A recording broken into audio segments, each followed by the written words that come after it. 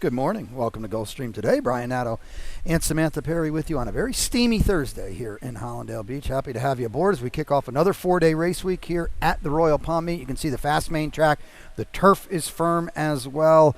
In the Rainbow Six, it is starting to build. We've got an 8-race card for you today, so we have horizontals galore through the first 5 races, and that Rainbow will kick off in race number 3 with $125,000 in the estimated jackpot. It does grow quickly over here, and some good racing all weekend.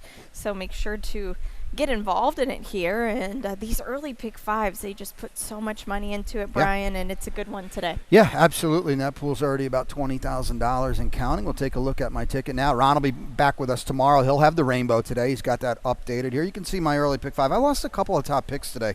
Kind of frustrating a little bit. So this went up to $36. I had to do some bobbing and weaving in race number 2. That is my long shot, the 6 Sir Seamus. Going to try to pop that field on the front end on the turf. In race number 3, the 5 for me on top, the connector. Race number 4, I lost that one there. Nana Fanny, I should say, is on top. Race number 5, that's the top pick that I lost. So we go to now number 8, Sue, the Arundel first-time starter that I would think would be pretty well received in that spot in a field of proven runners that I think we can both agree don't really inspire all that much. But let's get to the opener now. Again, we're fast and firm today, and we start on a fast main track in the opener. We go a flat 1-turn mile here. These are 3-year-olds or 4 and up, which have never won 3 races. We've got a clean field in here, and we've got the same pick on top. Endless Sunset, getting back to the main track after a slew of 2-turn races. Yeah, I like that a lot here. This is my best bet today. Okay. I just like the fact that now this is the first time with Safi getting on the main track here. I love that 1-turn distance. The foundation's already there. Just the third start now off of a bit of a layoff, and this horse just looks like we're going to go for it.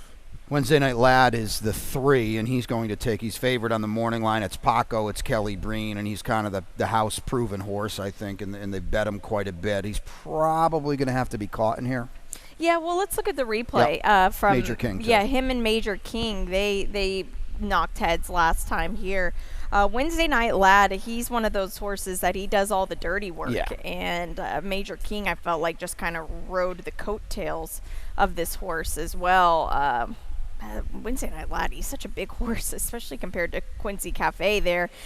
Major King is getting blinkers on today. I don't really foresee, I feel like it's just trying to throw something at the wall because there's nothing really about this horse that says blinkers. And I feel like Wednesday Night Lad, when you're on the rail like that, that's a lot harder to do. Oh, he ran so much the better race. Yeah. I mean, he's so much better than Major King, who just, as you said perfectly, just kind of was licking his chops there, and yet still couldn't make a dent on the winner. So to me, there's only one horse that I wanted. But, you know, Major King, if nothing else, he did well to draw outside, but just 2 for 25 with 11. It's hard. 11 second-place finishes. That's pretty wild. Early pick 4 now in race 2, and we'll start it on a firm turf course. Always good to see. Good one here, too, as well. $50,000 claimers, 3-year-olds or 4 and up, which have not won 3 or a race since October 11th. Excuse me. We do have a scratch of the 3. Winston Blue is out of this field. We'll take a look at Samantha's early pick 4 ticket before we get into this race.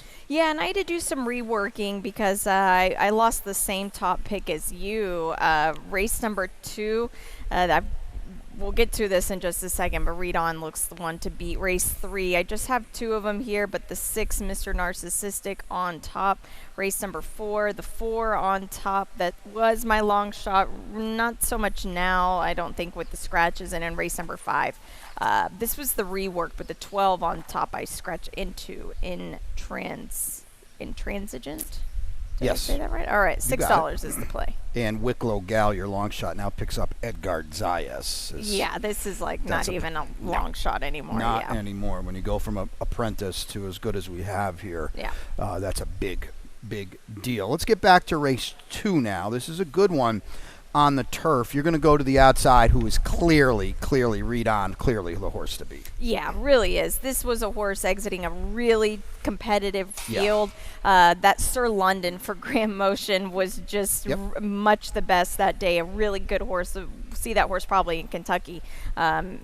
doing some good things there, and this field is just nothing compared to that. Not at all. That was a serious optional claimer that he comes out of. You don't have my long shot anywhere, and if you don't have Marty Drexler on your ticket, then you really don't like this horse. I don't know. Sir Seamus, to me, is he can get loose in here. Yeah. We got a fast, quick, firm turf course out there. He's been sprinting. He's been chasing. He's been setting wild splits. I don't know how long he can last, but he's 5 for 14, by the way, on our turf course. So I think that's probably, it was surprising to me when I saw it. There's one path to victory for him, and that's to go to the front and just try to, take a deep breath and see if he lasts. Cashier checks down on the inside with Paco and Victor Barboza. Let's take a look at a stat, and then I'll throw it to you, and you can talk about this horse a little bit. He's going to get back to the turf for the first time in a long time. Victor's a guy that's, comfortably in the 20s pretty much, and this is not the best angle, 11% overall in turf routes here.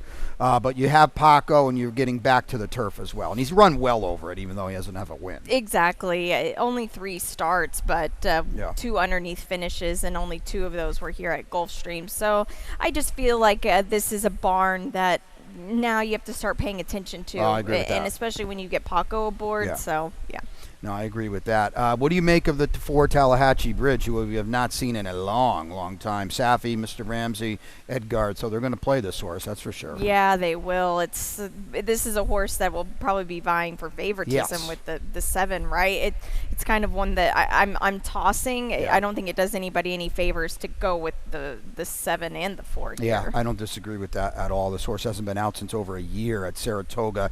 Now, the thing I like about this horse, they're clearly not giving him away. You want to claim him, you got to dip for 50, and that's a big number. So that, if you like this horse, and he certainly worked well, I mean, that's a confident move that they're not going to bring him back for a diluted claiming price, where clearly the sign is, the for sale sign is there.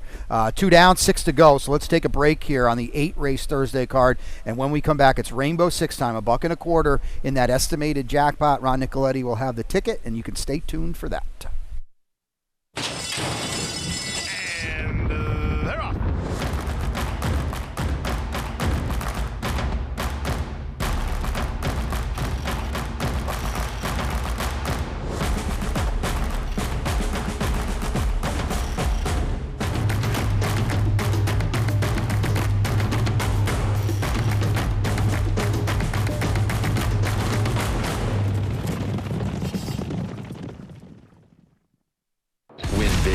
New DRF All Access Past Performances.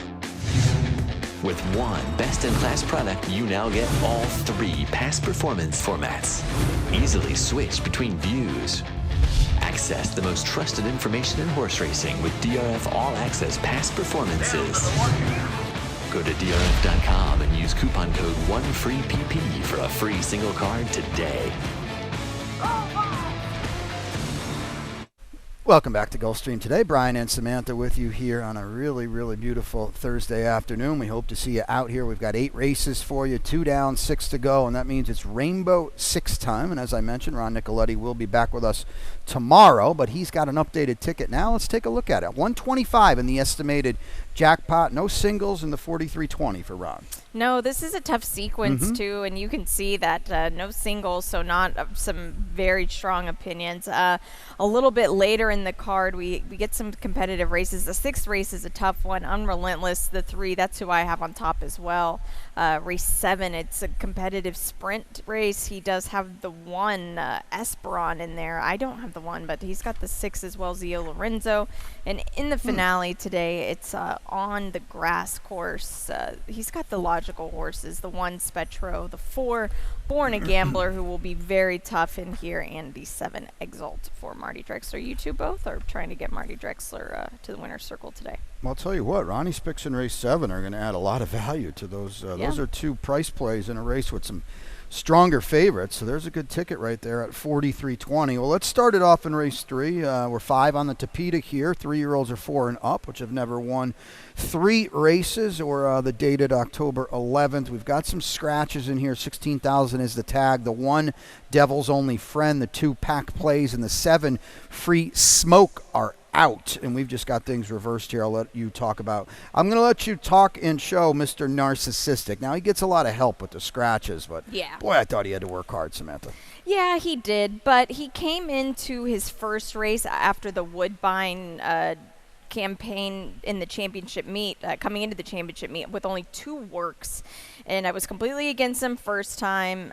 He needed that race, and he came back, and he did this was a more workman-like victory for sure, but I still don't think he was 100% tight here. He's just a classy 6-year-old horse. I get he did have to work for it quite a bit and just barely got the head bob, but hey, a win's a win, and like you said with the scratches, it looks I was looking to play against him in the regular field, but the scratches really help him quite a bit.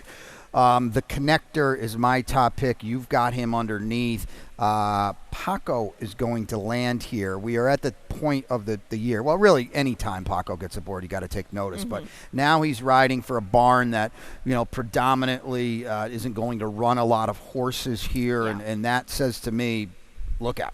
Yeah, my problem with him is no starts in 2023 at all, and then no wins in 2022. Fair. In 2021, I remember this. I was confused because I watched this horse at Monmouth in 2020, and that's when he did have a victory. Right. Was then. So it's been a long time, but he's never been in a field like this. Not in a long time, at least. Came off the layoff last year, and the layoff last time, I should say, was almost a year and a half for Maria Bowerstock. 50-1 that day. He kind of just ran around the track, maybe a little bit of a tightener. Right. Now he pops for 16. He was in for a quarter that day.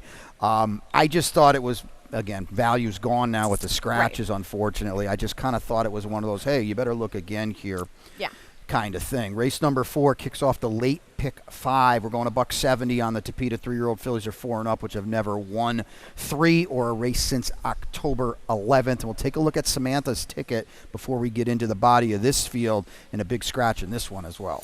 Yeah, it is. We'll get to that race in just a second. Race 5, as I mentioned earlier, this was kind of a rework for me, but I do have the 12. I scratch into the 12 on top. Race 6 and 7 were problem races for me, and I was actually spreading deeper in these, but I did have a single earlier on. That was your best bet. Blue Sky Sill. So now I kind of had to drop some horses, and naturally they'll probably beat me. Race 6, I do have the 3 on top. That is Unrelentless. Race 7, I've got the 7 on top. That is Heals the Soul, but I will get to him. I don't trust him. You don't want to be caught with the favorite there. And in race number 8, Born a Gambler, I think this horse is just, it's his race to lose. He's the only real turf form horse. Well, I think he's finally, and I know Roddy Valente would probably tell you this too, I think he's finally in the spot where he's supposed to be. Yep. That's a big problem for everybody else. All right, let's kick it off here. I mentioned the big scratch, and that's the 3. Mo Touring, 2-1 on the morning line, is out. Valissima is out as well, the 5. So the 3 and the 5 come out. Edgar Zayas, and this is what we talked about, he's going to get aboard the 4 Wicklow Gal. So not only do the scratches hurt, but you're going to get a perennial leading rider here, and that's value is long gone on Wicklow Gal. Yeah, it is. And this filly, he's got one path to victory, and it's to just go on the front end. And we see it with the Tapeta here, that especially when it's warm and it is a toasty day today, it can be a bit tiring. The horses in the front end, they tend to stick around. This looks really just a way for her to get the win today. Yeah, 120, by the way, is the adjusted weight with the apprentice John Rivera off his mounts today. I'm on the inside with Nana Fanny. The losses are adding up. I don't like it at all. But I didn't want to pick the favorites in here, and then Paco is going to get aboard, and maybe he can. I know he's failed in the past on her. This, I thought, was a pretty good group for her. Yeah, it is, and she's run well. She has. All 3-4 times she's been in this spot, this type of situation, and I like the fact that Paco does get aboard here today, back again. I just didn't. The drop on the 6 Peace Seeker is seismic. Yeah. Fernando Abreu, Powder Pop likes to win races, and they've been doing it in bunches. Boy, I don't know, though. She's in for 8 today. Yikes. Yeah, it's hard to play a horse like this, Right. especially last year with 10 starts and nothing on top. I don't want to say they're giving her away, but she is 9 years old. She is. That's fair. Let's see what's going to go on with her. But I just don't. It doesn't do anybody very good. It's kind of, you just take her and you move on, or you go with somebody else. Yeah. And we're willing to fade here. 5 for 54 with 22 underneath finishes. So you better be careful here. Because she's not a big fan of getting her picture taken after a horse race. Now, race number 5 kicks off. The late pick 4, 6 furlongs on a fast main track, 12-5 maiden claimers, 3 and up here. Let's take a look at my ticket. We'll get into this race. I lost my top pick here, so it doubled the ticket here. As you mentioned, I lost my best bet. We're going to go 3 deep in race 6 with the top pick. That is the 4, La Mirada. In race 7, the top pick is the 7, and that is Heals the Soul. But Samantha said it perfectly, and I echo that. You can't go down alone with him because you can't trust him. That's even if he makes the starting gate, for that matter. We'll talk about that, too. And Born a Gambler is supposed to win. It's as simple as that. In the finale, let's kick it off here again back in race number 5. Jock switch on the 3. Ray Martinez is going to ride. Scratches of the 6. Blue Skies Sill and Bulkin. The 10 are out. Ralph Nix is saddling his last few horses this Sunday, I believe. We love Ralph and wish him the best, and we'll talk a little bit more about that as the weekend goes on. But let's get back to race number 5, and you were going all the way to the outside, and that is the 12 Intransigent. I scratch into this horse. Okay. The race on the dirt on debut, he only beat 2 horses home, but I felt like it was something to kind of work with at least. Has a little bit of speed, which I think could help. Luca Panici will get on here today.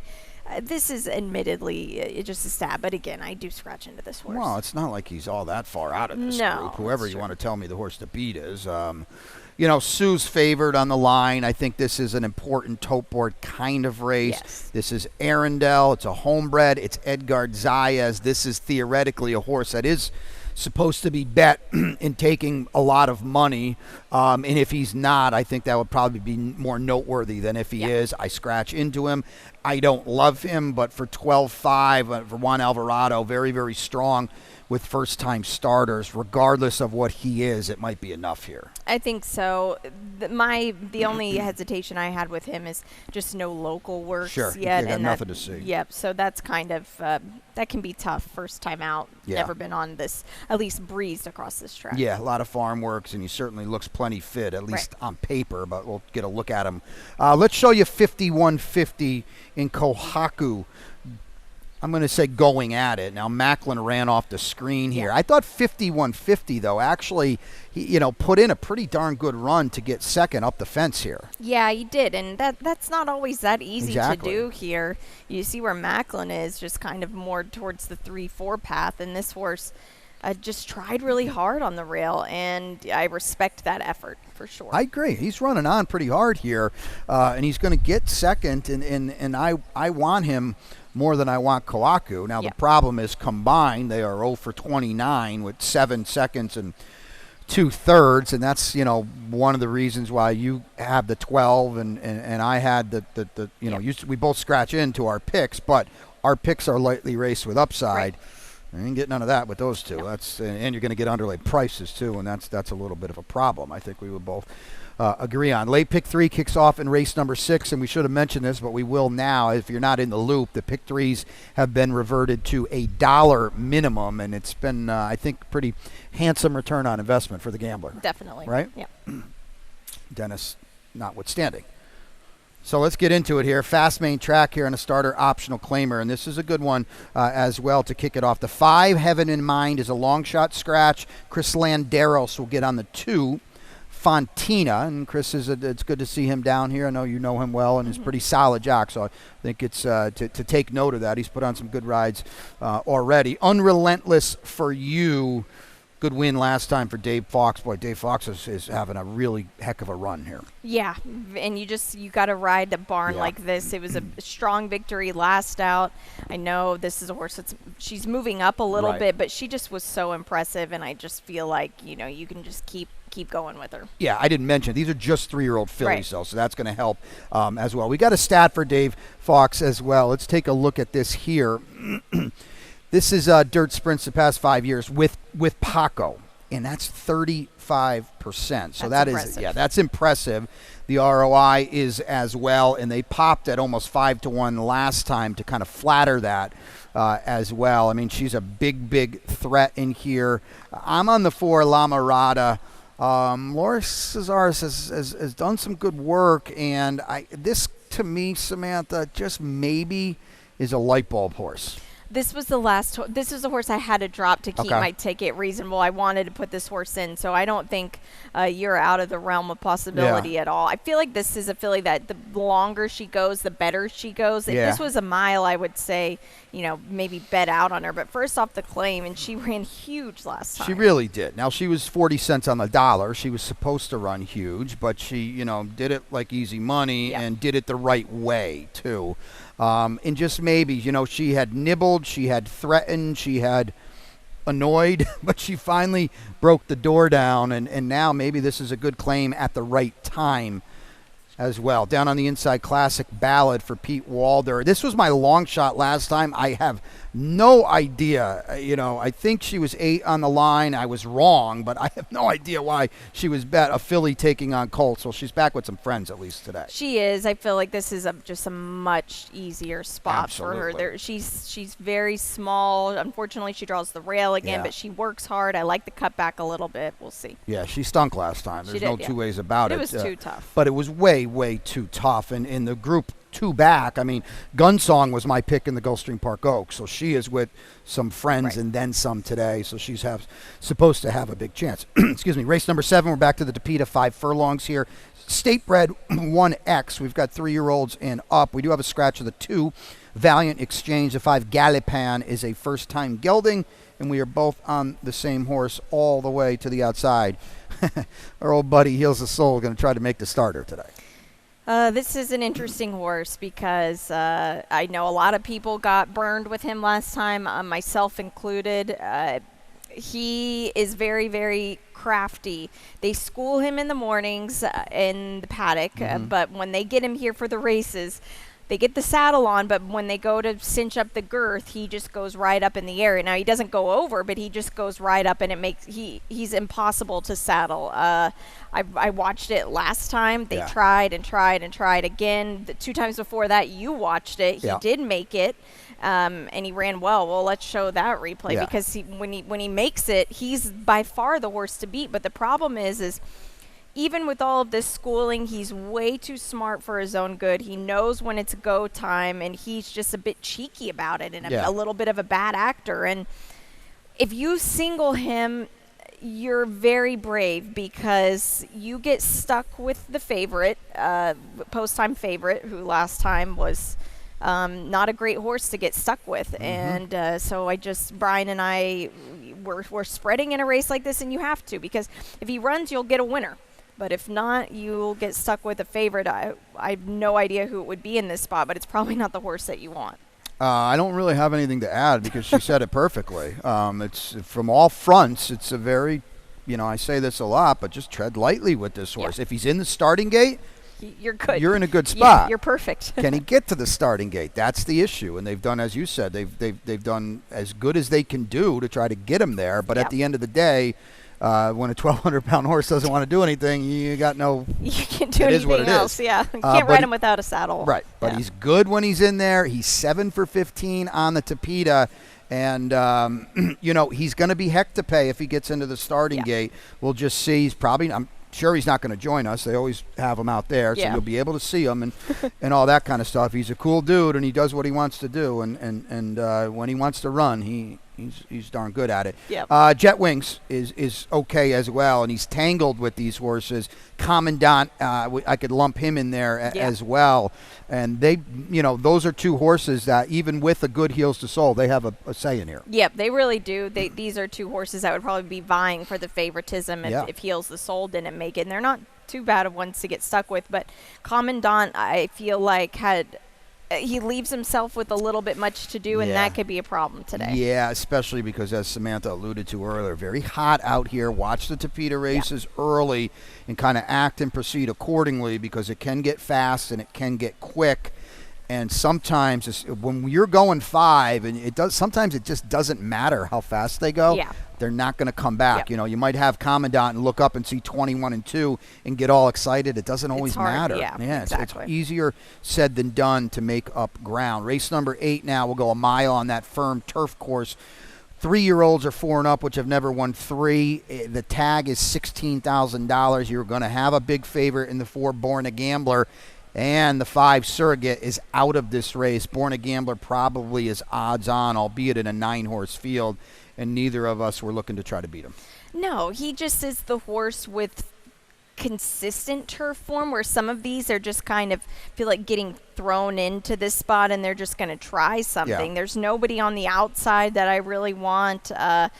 And you saw this the same way. He's got the true turf form. Yeah. This is a world's softer competition than he's seen in a long time, and this is really just his race for the taking. Yeah, you've heard us say this before, and sometimes you kind of think about it and laugh a little bit. He's just better than these. It's as simple He as is, that. yeah. I don't think they're giving up. I've talked to Roddy, his owner, and he says, we're in tough spots. We probably should be in for a race like this, and now he's in here. It's time to win a race. If they want to grab him, so be it.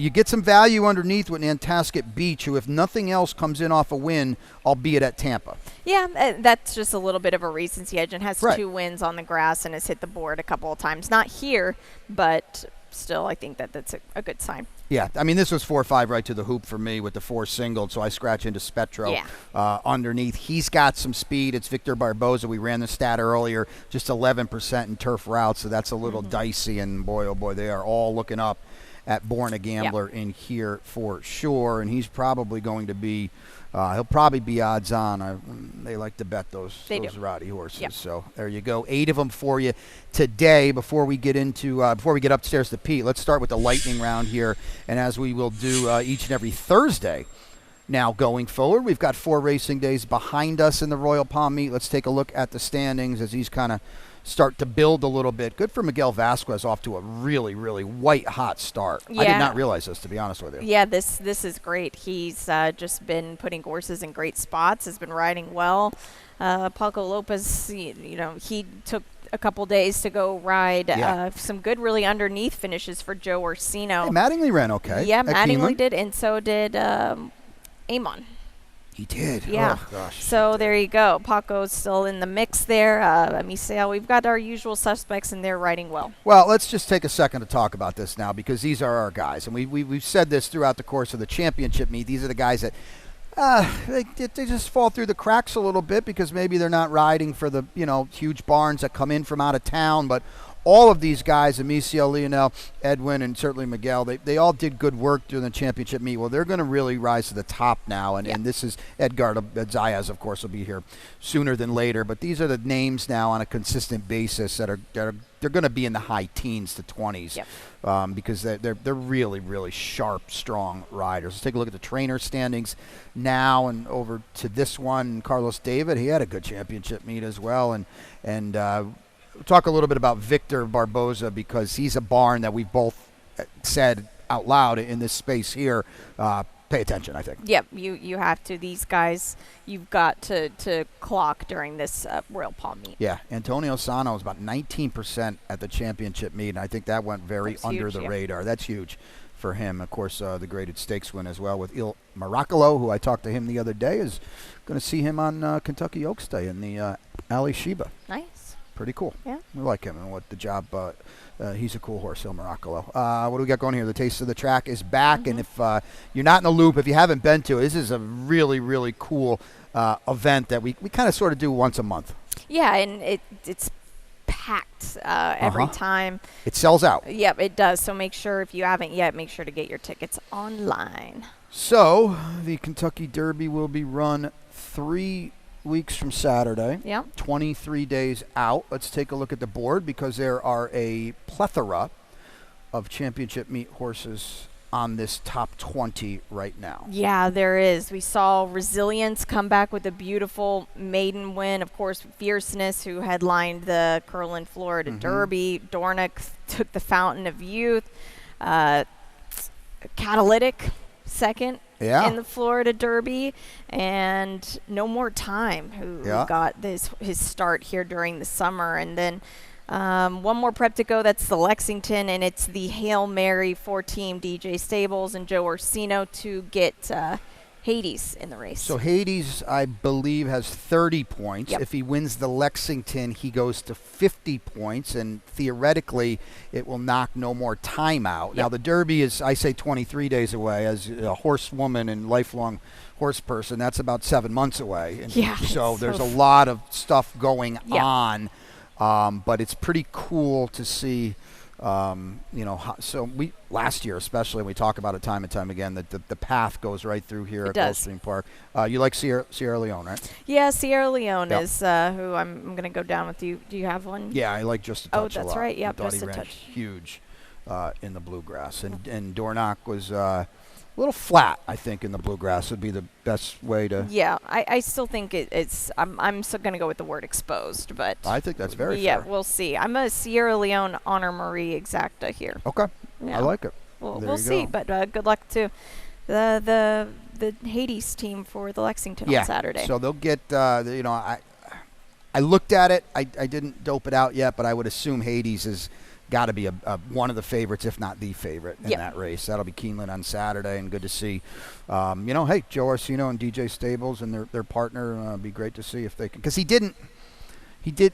Let's just be honest. He didn't get a fair go of it in Yep. the Florida Derby. Yeah, we'll see now if that was a fair go of it, or just maybe a cut below the rest Yeah. in the Lexington. We'll find out a lot about this horse. He's a Florida bred. He's gelded. It's awesome for Florida bred racing, and especially Joe Orsino. He's such a long time standing proponent of Florida breds and Florida racing. So No doubt. we want him to do good, but it's time to put up or shut up. And Yep. they said he was squealing and jumping the day after the Florida Derby. So we'll see. Hopefully he brings that. Short stretch finish line of the Lexington's not going to hurt him. No, that will be either as really well. good. Yeah. I don't have one. Your best bet today?